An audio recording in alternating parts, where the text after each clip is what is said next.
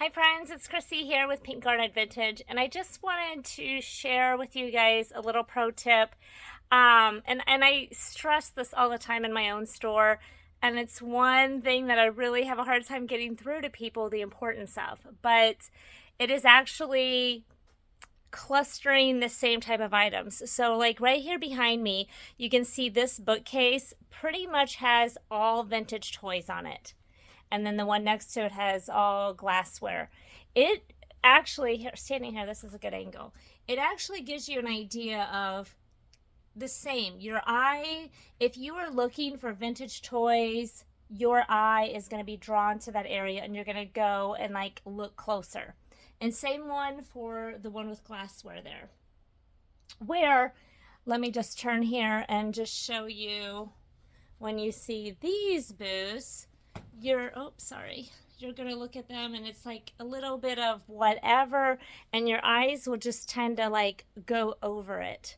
So I stress this to my consumers all the time, or my vendors, because just like this case here too, they have a lot of Indian decor all together. And okay, like here, two side by side, this is good. The Indian and then that. The Indian one, it stands out to you because it's all like type of stuff together pretty well. And this one here has a mishmash of whatever. Theming your booth or space is so critical to the sales. Like, I cannot stress that enough to my customers and my vendors, that it is critical. So like here's another one, how she has all vintage camera stuff. It's so much more appealing to the eye of the consumer to look and be like, hey, this is my section that I'm looking for. And same like they did that here with the artifacts. It's like, hey, here's my artifacts. And I understand if you have a small space in an antique mall or a resale shop, but I would highly recommend, even like for a shelf, this one here is another good one, how they tried to put all their, this is mostly Prussia pottery, which is from Prussia, that no longer exists, but that's another video.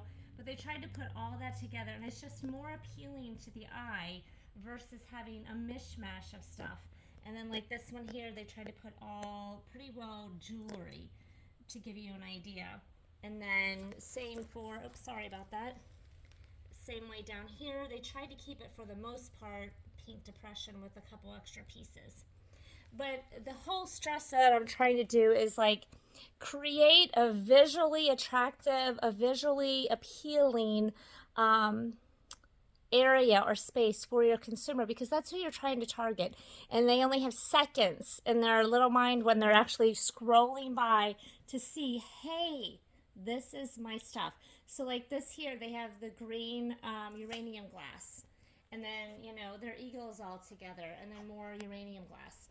So if you can do same stuff, this is jewelry, which is a lot. It'll get your attention if you're into jewelry, but to keep your attention is another trick, because it may be too clustered and much. Just to walk by these here, this is another one. So they did a good job on, see how she has her Pyrex displayed nice. And then she has a Hummel shelf.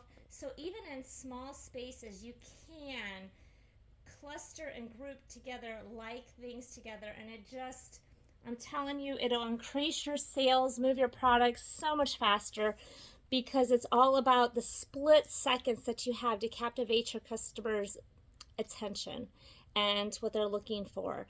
And when they're walking through not knowing what am I really here for, because a lot of the shoppers, they don't know what they're looking for until it grabs them. But when you have a visual appealing area that stimulates them, they're like, hey, that looks like the pretties or whatever that I love. Let me go explore some more. So that's just a little pro tip. I can't stress it enough to my vendors and customers. I hope this helps you in transforming your little space or big space, whatever you may have.